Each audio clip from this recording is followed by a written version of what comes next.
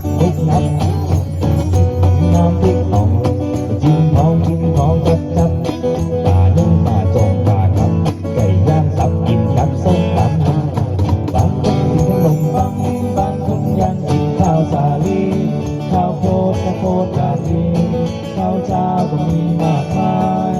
เขาและเป็นคนไทยต่อใจอุ่นลาวฝ่ายซ้ายข้าวนึ่งกินแล้วสบายลูกผู้ชายข้าวนึ่ง